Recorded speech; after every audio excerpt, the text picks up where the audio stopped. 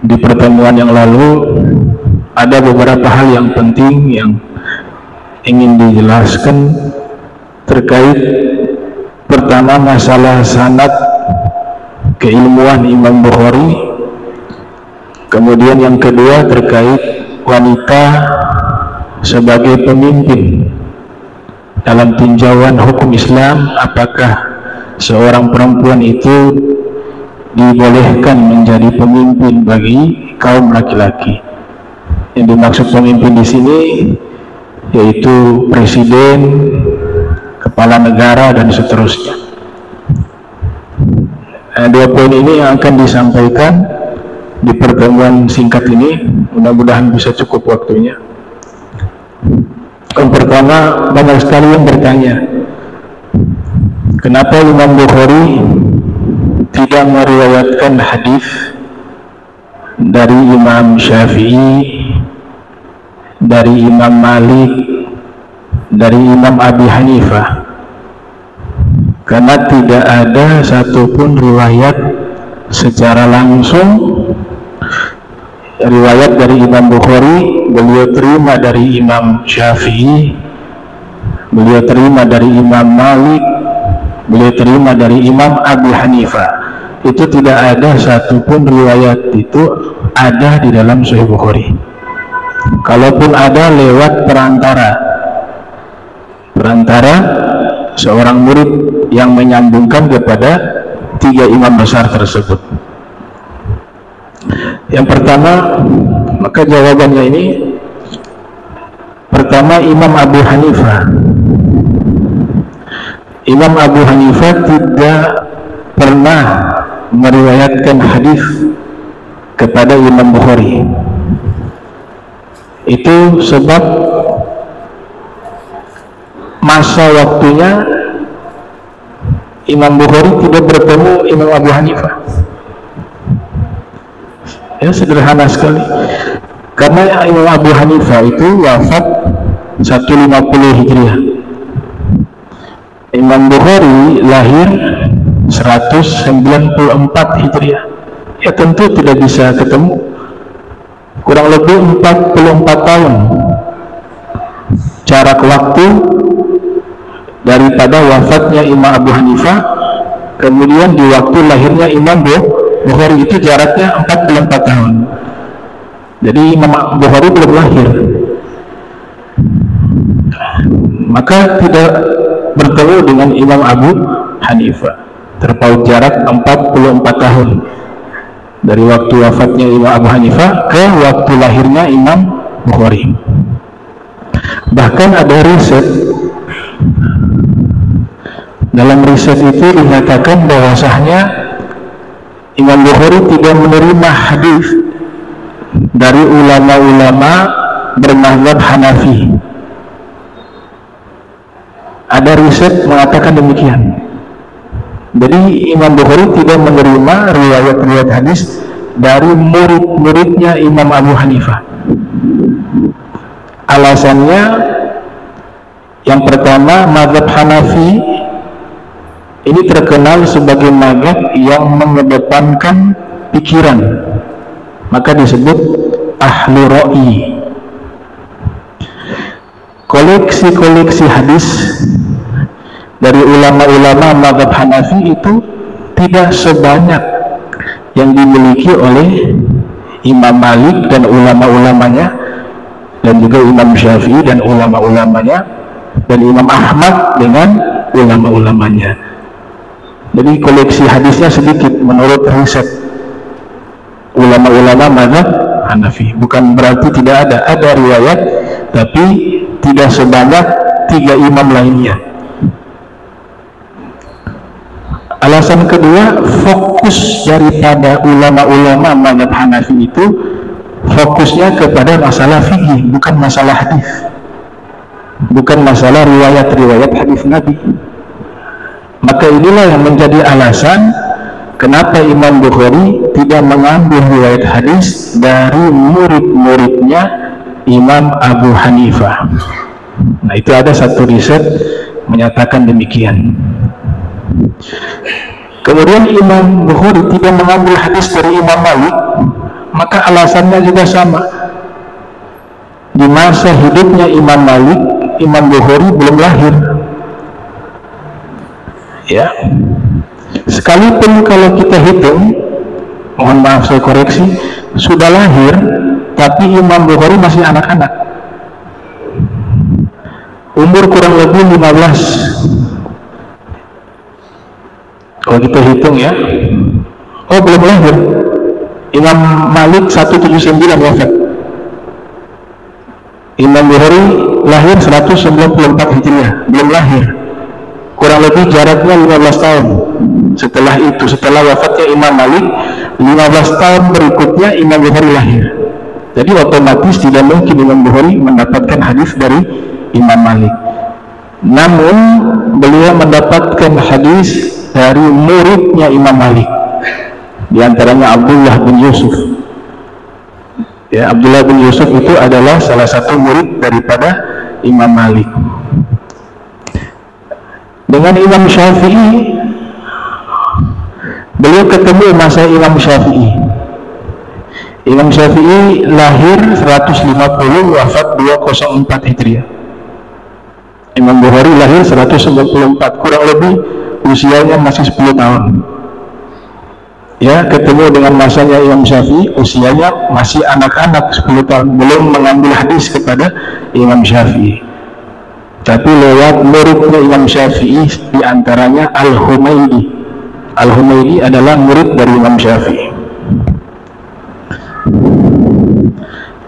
Adapun Imam Ahmad bin Hanbal, Imam Bukhari bertemu, dan Imam Bukhari kurang lebih meriwayatkan 3 hadis dari Imam Ahmad, 2 secara langsung, 1 lewat perantara murid.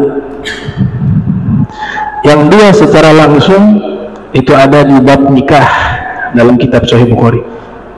Di bab nikah, di situ ada riwayat Imam Bukhari mendapatkan hadis secara langsung kepada Imam Ahmad bin Hanbal.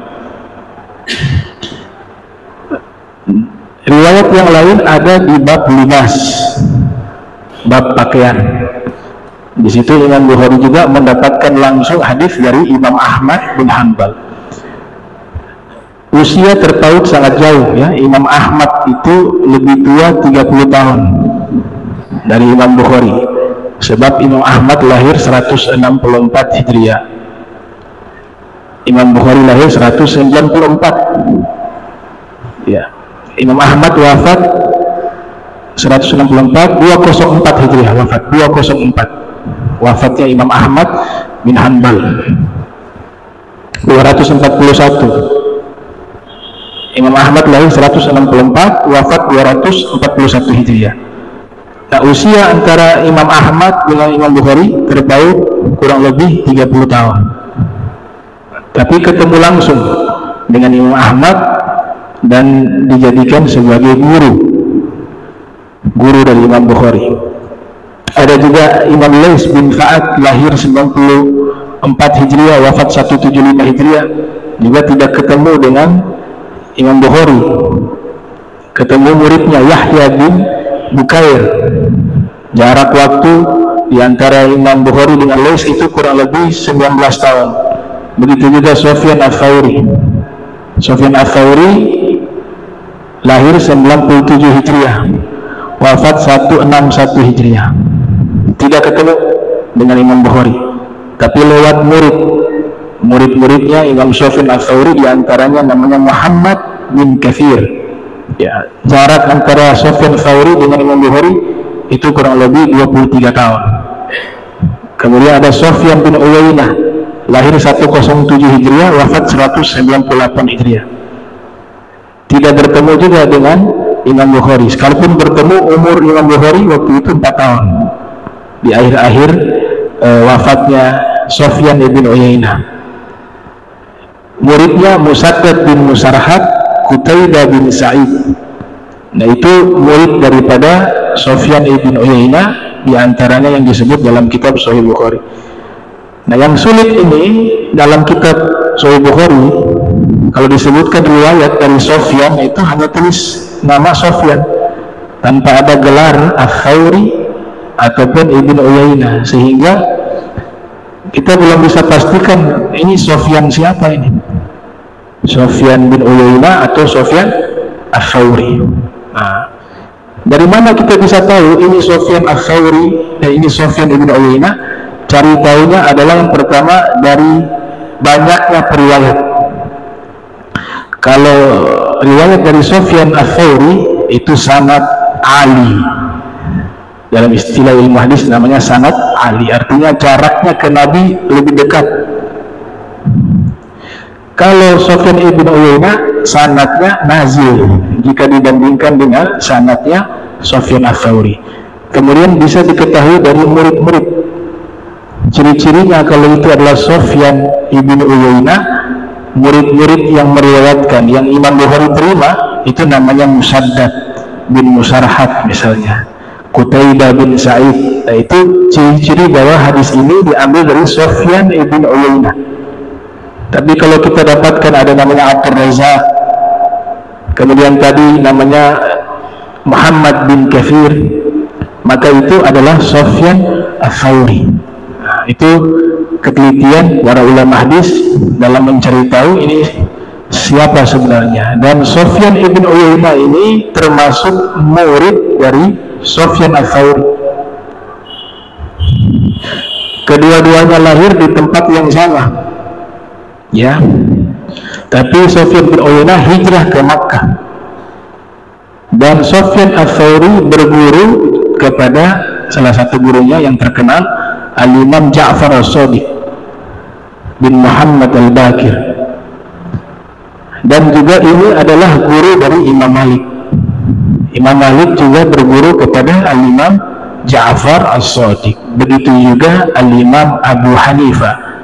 Al-Imam Abu Hanifah juga berguru kepada Al-Imam Ja'far As-Shadiq. Bahkan Imam Abu Hanifah mengatakan, kalau saya tidak belajar 2 tahun kepada Imam Ja'far As-Shadiq, lahalaka Nu'man, maka saya Nu'man akan celaka. Itu 2 tahun belajar talaki kepada Imam Ja'far As-Shadiq. Imam Syafi'i, Imam Ahmad tidak ketemu masanya Imam Ja'far As-Shadiq, sebab Imam Ja'far As-Shadiq lahir tahun 83 Hijriah, wafat 148.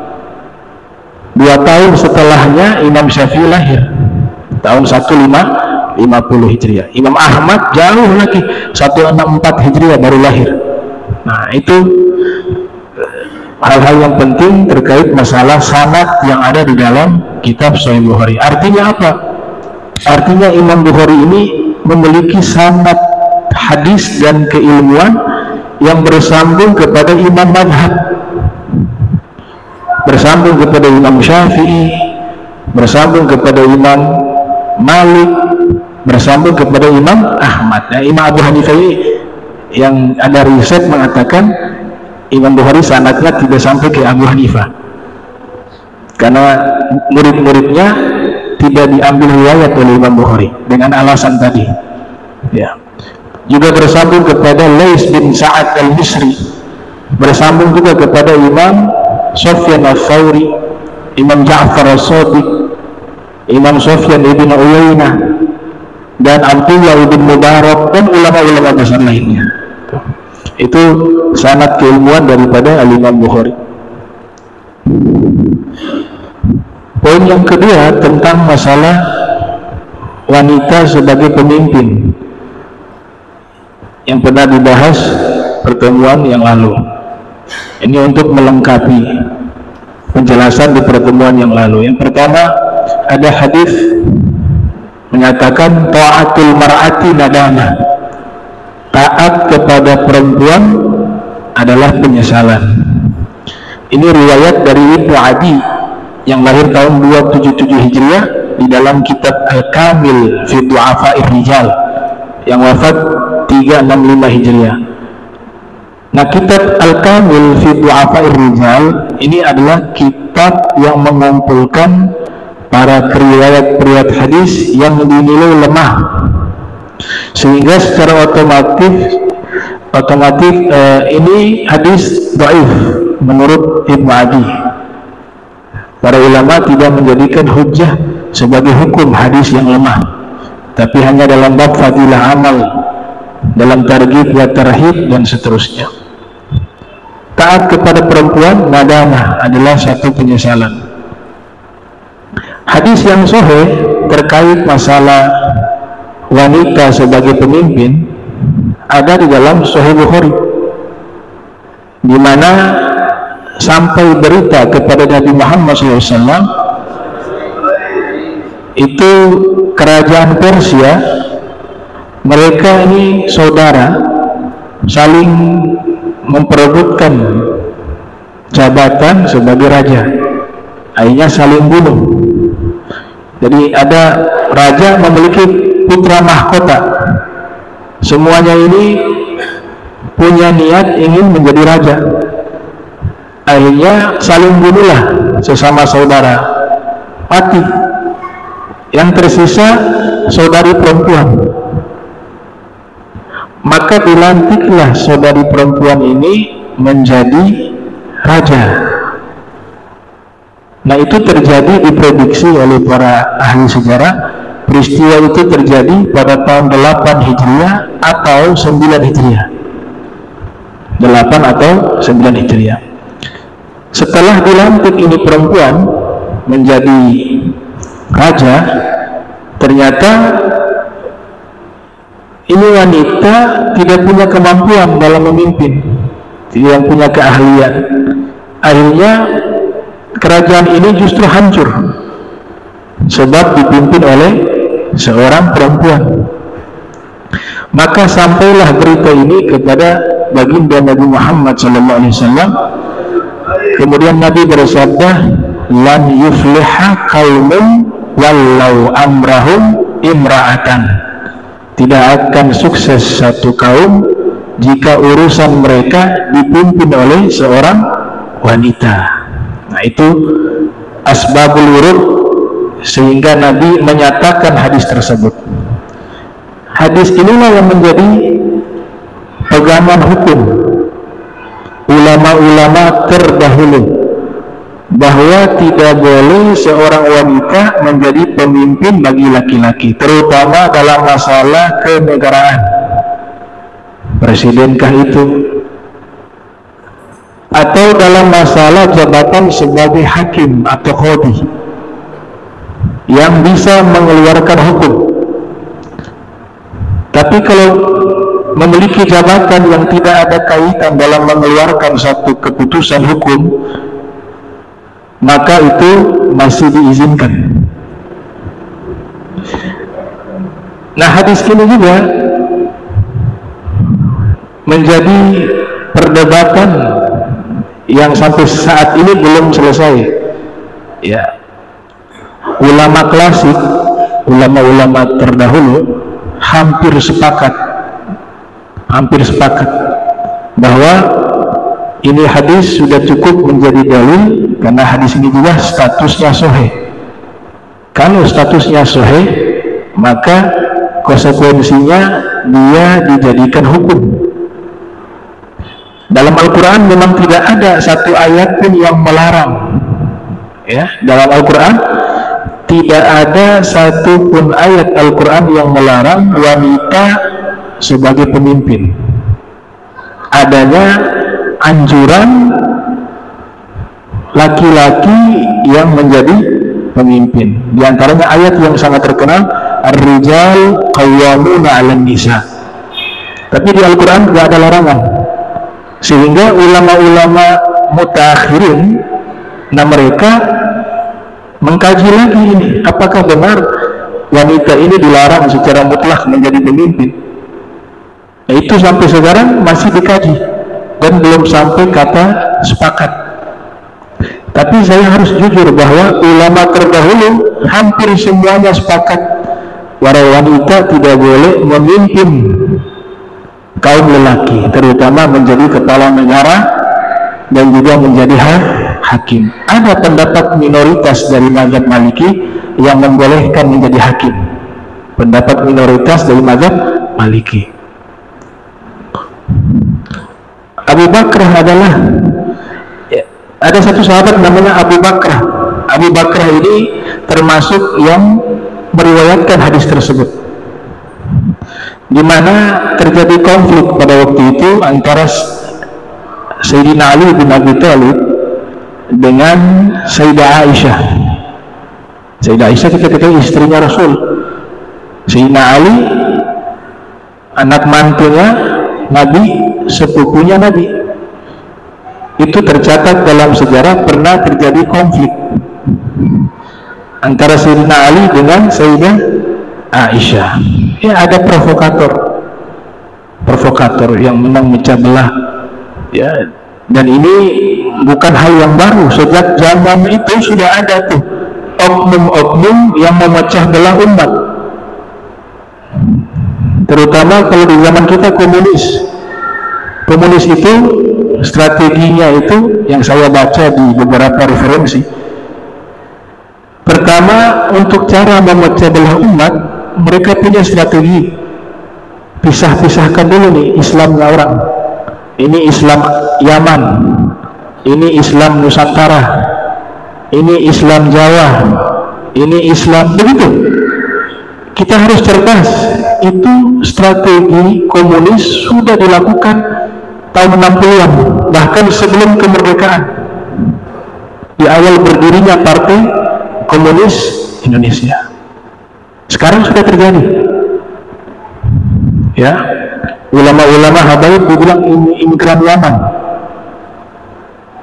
Saya tidak menuduh oknumnya itu, tapi strateginya ini sama persis yang terjadi di masa dulu.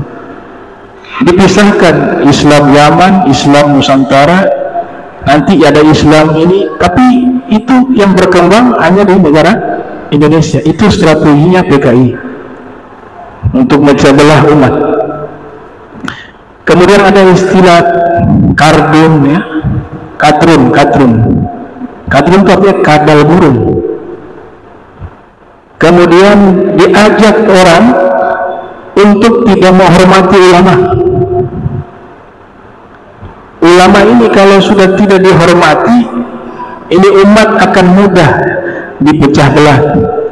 Karena yang punya peran penting mengumpulkan massa itu ulama. Yang punya pesantren, santrinya berapa seluruh Indonesia? Yang majelis taklim, apalagi zaman kita setelah Orde Baru, itu berkembang. Kalau dikumpulkan ini massa dan bersatu antara ulama, dari kiainya, dari habaibnya, maka akan menjadi kekuatan besar yang menghalangi komunis ini untuk bisa menguasai Indonesia. Dan ini mereka tidak berhenti sampai sekarang. Dan hal ini terjadi juga di masa sahabat Nabi Muhammad SAW, yaitu politik adu domba, ya, memframing, menjatuhkan. Misalnya dibilang Sultan siapa? Abdul Hamid sebagai pengkhianat, padahal dalam sejarah beliau sebagai tokoh yang memang tugasnya diplomasi, harus ke Belanda lewat jalur apa? Diplomasi. Diambil foto-foto kedekatan dengan Belanda misalnya. Nah, itu dibantah oleh sejarawan lainnya yang memang usianya ketemu dengan masa beliau atau orang setelah beliau. Nah, beliau yang menggambar lambang Garuda, dan kerajaan beliau itu hartanya diwakafkan untuk Indonesia. Meninggalnya lagi sujud dalam sholat. Pengkhianat model apa seperti itu? Yang kerajaannya dikasih buat Indonesia, kemudian menggambar lambang Garuda, dan ada catatan beliau mewakafkan seluruh hartanya untuk kemerdekaan Republik Indonesia. Itu kita harus cerdas. Kalau sahabat Nabi, mereka ini orang-orang yang jahat ini mampu membuat pecah belah antara sesama sahabat, apalagi kita. Sejarah itu tujuannya untuk mengambil pelajaran. Ini terjadi Sayyidina Ali dengan Sayyidina Aisyah berperang. namanya perang Jamal, perang unta. Ya, perang Jamal ini terjadi pada tahun 36 Hijriah. Ada oknum yang mengadu domba. Pada waktu itu Sayyidah Aisyah menjadi pemimpin untuk meminta Sayyidina Ali mencari siapa pelaku pembunuh Sayyidina Utsman bin Affan. Menuntut itu. Sayyidina Ali punya ijtihad yang berbeda. Beliau mengatakan bahwa saya rapikan dulu ini pemerintahan yang sudah kacau balau. Ya, banyak pemberontak. Setelah sudah rapi, baru saya fokus mencari tahu siapa yang membunuh Sayyidina Utsman bin Affan. Ada pihak ketiga masuk di situ. Ya, ini ceritanya panjang. Akhirnya puncaknya terjadilah perang Jamal tahun 36 Hijriah. Pihak Sayyidah Aisyah sahabat juga ada, pihak Sayyidina Ali juga ada sahabat. Jadi politik pecah belah umat itu sudah terjadi sejak zaman sahabat Nabi Muhammad SAW. Nah, zaman sekarang sudah mulai ke arah itu. Kalau alam nyata sih tidak terlalu, tapi kalau media sosial itu ramai. Tuh.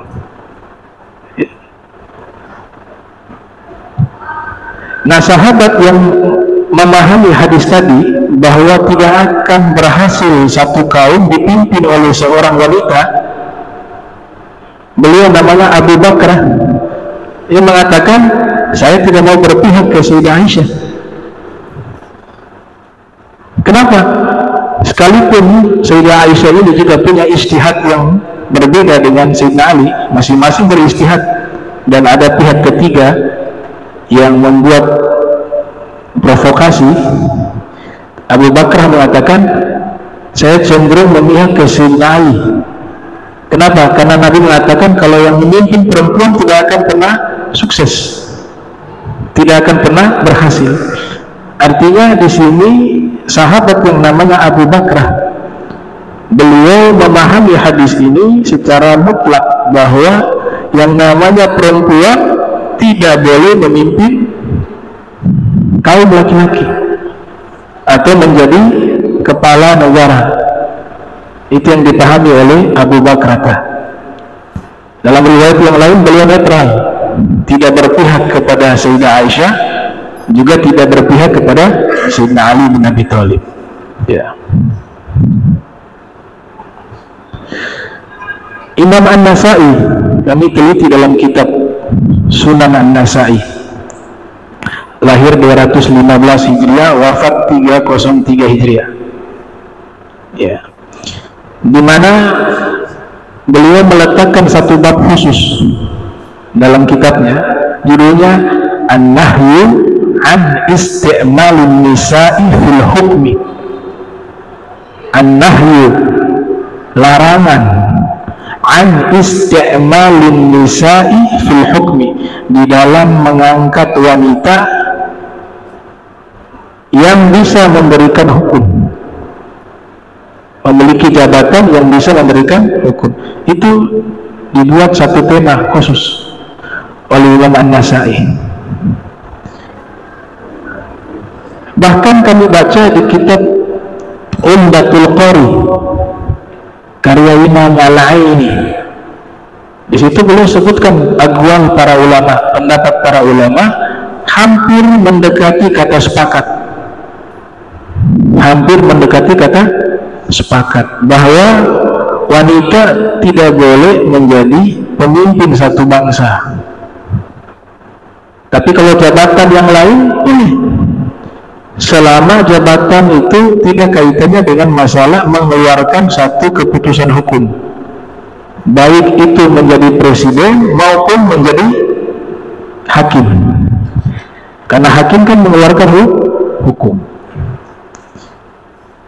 Itu juga bisa diambil satu isyarat dari Imam Al-Mawardi dalam kitab Al-Ahkamu Sultaniyah. Juga Imam Al-Mawardi mengisyaratkan pemimpin itu harus laki-laki, walaupun tidak secara eksplisit beliau terangkan. Tapi ada isyarat-isyarat ke arah itu. Lantas kenapa perempuan nggak bisa jadi pemimpin? Nah ini alasannya. Ya. Kenapa wanita dalam hukum Islam tidak bisa dijadikan pemimpin? Dijawab oleh ulama Al-Imam Al-Munawi dalam kitab Faidul Qadir, ya, mengatakan bahwa alasan yang pertama, wanita itu memiliki kelemahan di dalam mengeluarkan satu keputusan, sebab selalu melibatkan perasaan terlebih dahulu, kemudian berpikir. Jadi keputusan yang dikeluarkan selalu berdasarkan perasaan. Coba antum lihat, ini hukum talak. Hukum talak itu perempuan tidak diberikan dalam hukum syariat. Hukum talak yang bisa mentalak dalam hubungan pernikahan sehingga terpisah itu hanya laki-laki. Kenapa tidak diberikan izin perempuan itu mentalak? Oh, sudah talak 10 dulu. Iya, sedikit berkelahi, saya pisah sama kamu, cerai, talak 1. Sedikit berantem, talak lagi. Artinya mereka tidak berpikir dampak daripada apa yang mereka putuskan dan ucapkan, karena mengikuti apa? Perasaan.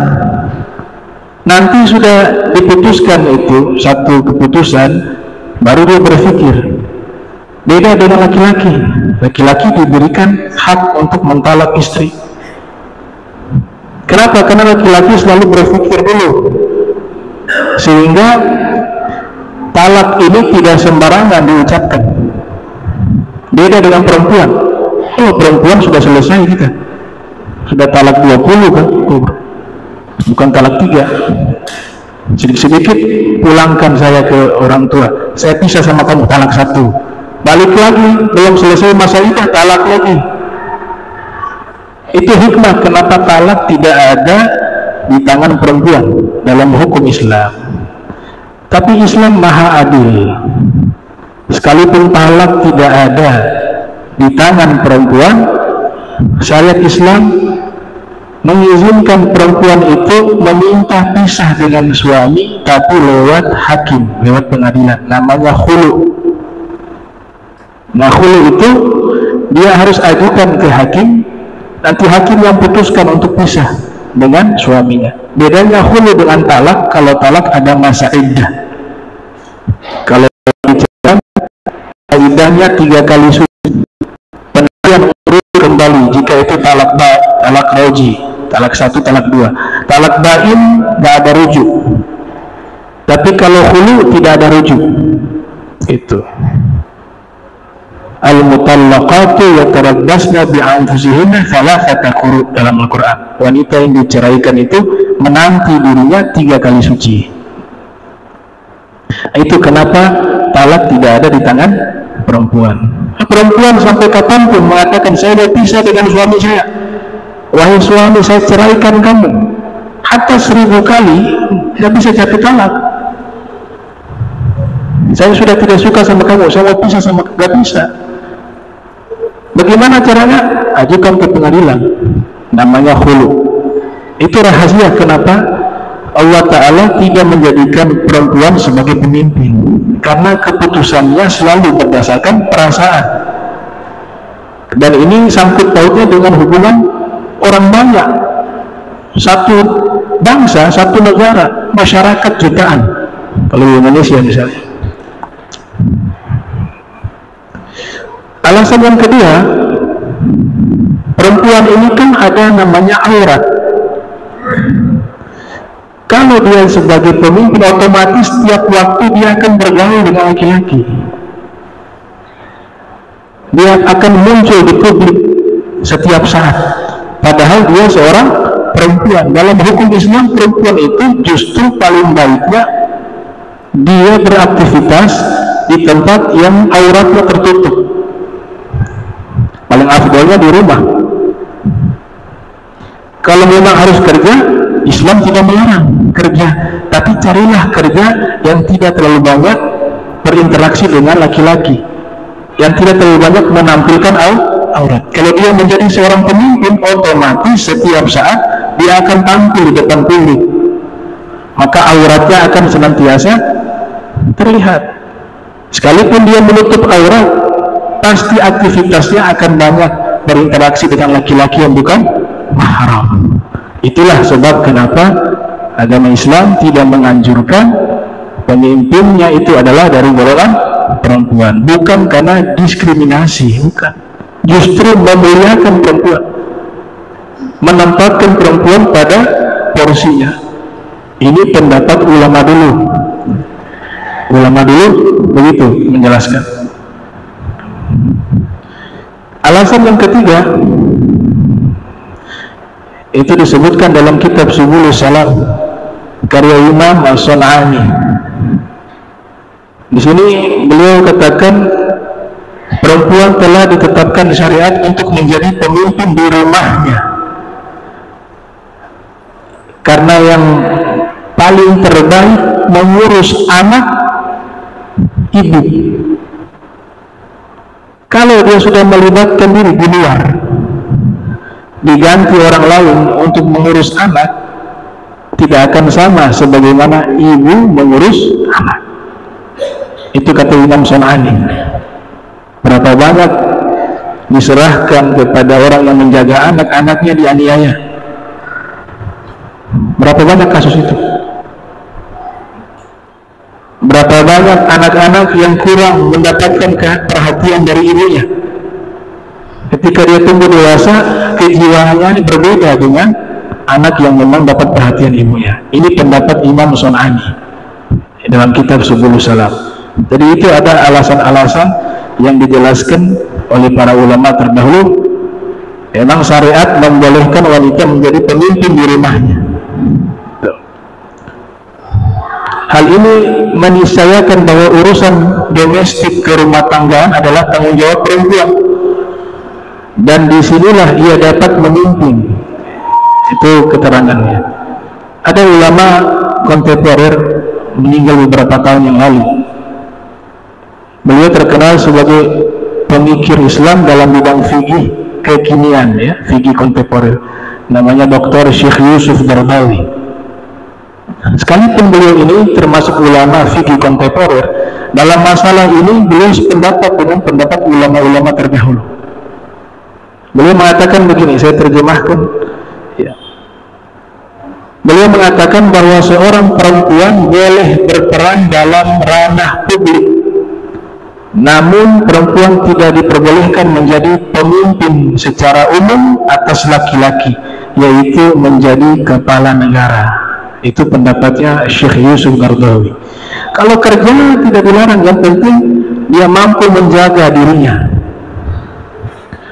Mau kerja apapun selama itu baik, karena perempuan juga di zaman kita punya kemampuan, keahlian, kecerdasan, skill. Silakan. Tapi tidak ada kaitannya dengan masalah hukum. Dia bisa menjadi politikus, silakan. Menjadi pedagang, entrepreneur, silakan. Pebisnis, silakan.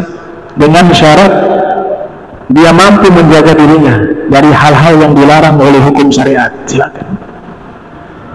Jadi tidak dilarang untuk wanita kerja, silakan. Tapi hak-haknya itu harus ditunaikan. Dia tahu mana kewajibannya itu, dia harus tunaikan dengan baik dan mampu menjaga dirinya, silakan. Atau dalam konteks keterpaksaan, kan banyak suaminya meninggal, punya anak, kasihan, ya hanya dia kerja, itu syariat memfasilitasi, silakan. Yang penting syarat-syarat tadi mampu menjaga diri dan hak-hak yang wajib dia tunaikan dengan baik. Itu. Nah, ini pendapat pertama ulama-ulama terdahulu, kurang lebih